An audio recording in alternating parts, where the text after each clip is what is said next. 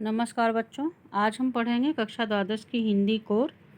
पुस्तक का नाम है बितान, भाग 2, पाठ अतीत में दबे पाँव। इसके लेखक हैं ओम थानवी जी। बच्चों, इसका 7 पार्ट हमने पढ़ लिया था। अब हम 8वां पार्ट पढ़ेंगे। इसके अंतर्गत पैराग्राफ पढ़ेंगे। आगे का जो है पैराग्राफ 6। तो पृष्ठ संख्या ये जो है वो 45 से 48 पर आधारित है, जिसमें कि मोहनजोदड़ो में उस रोज़ हवा से लेकर के हजारों साल पहले हुए तक का उल्लेख किया गया है। बच्चों, इसमें जब लेखक वहाँ गए थे घूमने मोहनजोदड़ो, तो वहाँ पर बाकी चीज़ों को और बाकी स्थानों को देखने के बाद यह घूमते घूमते और आगे गए जहाँ मोहनजोदड़ो था। तो वहाँ पर इन्होंने देखा कि जो मोहनजोदड़ो के टूटे फूटे घर थे, तो चूँकि एक सन्नाटा सा था, खुलापन था वहाँ पर, क्योंकि ऊंची इमारतें होती हैं तो फिर वो वहाँ पे जो होता है वो कंजेस्टेड होता है। लेकिन यहाँ पे चूँकि चारों तरफ से खुला हुआ था, तो इसलिए लेखक कहते हैं कि वहाँ जब वो पास से गुजर रहे थे तो वहाँ पर साए साए की ध्वनि आ रही थी, जिसमें कि हवा की आवाज़ साफ साफ सुनाई पड़ रही थी। तो इसका उल्लेख उन्होंने किया है कि जब वो एक घर से दूसरे घर जा रहे थे वहाँ मोहनजोदड़ो में घूमते समय, तो हवा भी जो चल रही थी उसकी भी आवाज़ साफ सुनी जा सकती थी। फिर लेखक ने ये बताया कि वहाँ पर एक घर से दूसरे घर जाने के लिए किसी घर से वापस नहीं आना पड़ता, क्योंकि सब खंडहर है। अब कोई घर जुदा नहीं है, एक घर दूसरे में खुलता है, दूसरा तीसरे में। तो बच्चों, इसका मतलब यह है, इसका आशय यह है कि चूँकि वहाँ की जो वहाँ के निवासी थे, अब वहाँ तो रहते नहीं थे, वो तो खंडहर नुमा हो गया है वह स्थान। तो वहाँ पे जो घर थे वह क्या हुआ कि टूट फूट गए हैं। तो एक घर में अगर आप प्रवेश करेंगे तो उसी से आप दूसरे में चले जाएंगे, दूसरे से तीसरे में, यानी कि हर घर एक दूसरे से जुड़ा हुआ है। तो यहाँ पे कहने का तात्पर्य यही है लेखक का। मोहनजोदड़ो के पुरातात्विक अभियान की खूबी थी कि प्रत्येक इंच पर शहर की गलियों और घरों को ढूंढा और सहेजा गया है। तो ये तो वहाँ की आपने पहले ही पैराग्राफों में पढ़ लिया है कि वहाँ की जो नगर योजना थी बच्चों, वो बहुत ही अच्छी थी। और हर एक इंच भूमि का उपयोग जो है वो किस तरह से किया जाना चाहिए, वो वहाँ के समाज के लोग और नगर नियोजन करने वाले लोग जानते थे। तो लेखक ने उसका भी उल्लेख किया है कि वहाँ की स्थिति बहुत ही अच्छी थी। और लेखक ने ये कहा कि आपको जब आप वहाँ घूमने जाएंगे तो आपको हर वक्त यह एहसास होता रहेगा कि यहाँ पर कोई न कोई पहले जो है वो निवास करता था। यानी कि वहाँ की बसावट जो है वो देख करके ही आपको पता चल जाएगा कि वहाँ पर लोग रहते थे, उनका भी सामान्य जनजीवन वहाँ पर था। लेखक कहते हैं कि जरूर यह आपकी सभ्यता परंपरा है, मगर घर आपका नहीं है। इसका तात्पर्य बच्चों ये है कि लेखक जब वहाँ गए तो कहते हैं कि यहीं से सभ्यता विकसित हुई है। यह सभ्यता तो हमारी है, लेकिन अब यह घर जो है वो हमारा नहीं है। क्यों नहीं है? क्योंकि अब जो है ये कहाँ है, अब यह पाकिस्तान के सिंध प्रांत में स्थित है। और इसलिए इन्होंने यहाँ पर इस बात को कहा है। लेखक द्वारा यह उल्लेख करना कि मोहनजोदड़ो में जब आप जाएं और आपको राजस्थान की याद ना आए, ऐसा नहीं हो सकता। ऐसा क्यों लेखक ने कहा बच्चों? ऐसा इसलिए कहा है कि जो जैसे रेगिस्तान में आप जाते हैं ना, तो वहाँ बहुत दूर तक सन्नाटा होता है और रेत के ऊंचे ऊंचे टीले दिखाई देते हैं। तो ऐसे ही जब मोहनजोदड़ो में लेखक गए थे तो वहाँ चारों तरफ जो था वो सुनसान था, सन्नाटा था। लेकिन जो टूटे फूटे खंडहर थे, जो शेष रह गए थे, बाकी रह गए थे, वह उनको वहाँ पर दिखाई देते थे। और वहीं पर जाने के बाद उन्होंने वह भी चूँकि लेखक को राजस्थान की याद क्यों आ रही है, क्योंकि राजस्थान को भी लेखक ने देखा हुआ है, वहाँ भी वो घूमे हुए हैं। तो वहाँ पर जब वो जाते हैं तो उनको राजस्थान की याद जो है वो आ जाती है।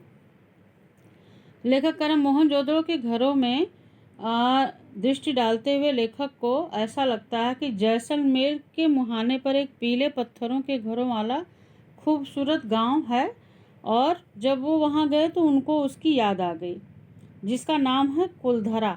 बच्चों कुलधरा जो गांव है वह जैसलमेर में है, राजस्थान के जैसलमेर में। जैसे ही एंटर करेंगे वैसे ही है वहाँ पर।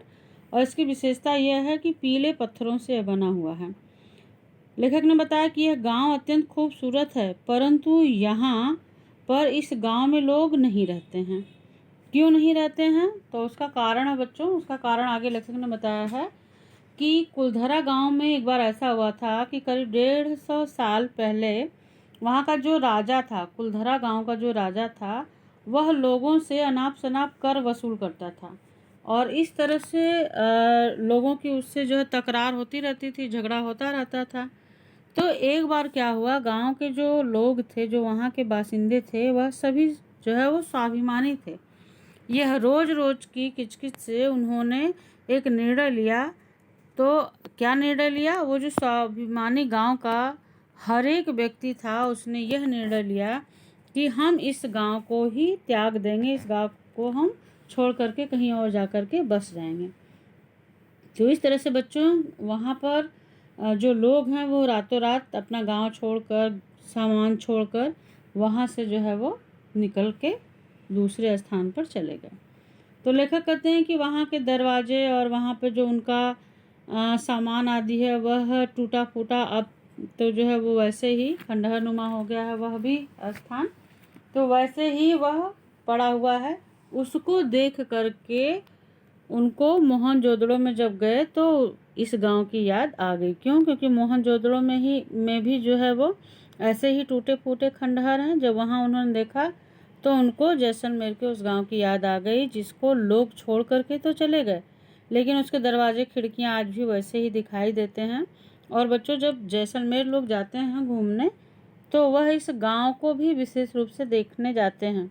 वैसे इस गांव के बारे में बहुत रहस्यमयी बातें हैं, कोई कहता भूतिया गांव है, कोई कहता कुछ है, लेकिन जो पर्यटक हैं वो यहाँ भी जाते हैं। इसके साथ ही साथ बच्चों लेखक ने यह बताया कि राजस्थान ही नहीं, गुजरात, पंजाब और हरियाणा में भी कुछ कुएं, कुंड, गली कूचे, कच्ची पक्की सड़क, ईंटों के कई घर आज भी वैसे ही मिलते हैं जैसे हजारों साल पहले थे। तो ऐसे ही जो हमारी सभ्यता थी 5000 वर्ष पूर्व, उसके जो खंडहर हैं उसको देखने से आज भी यह महसूस किया जा सकता है कि वहाँ पर पहले जनजीवन था, लोग वहाँ पर पहले निवास करते थे और वहाँ पर सभ्यता जो है वो विकसित थी, सभ्य समाज था। बच्चों यहाँ पे चित्र में मैंने कुलधरा गांव का दृश्य एक यहाँ पे लिया हुआ है। तो आप देखेंगे पहले कुलधरा गांव जो है इस तरह से था, वहाँ पे लोग रहते थे, लेकिन जब वहाँ का जो राजा था वह लोगों को परेशान करने लगा तो लोग आपस में निर्णय किए और रातों रात वहाँ उस गाँव को ही पूरा खाली कर दिए। अब जो उसकी स्थिति है वो आप इधर देख रहे हैं, टूटे फूटे खंडहर की तरह है।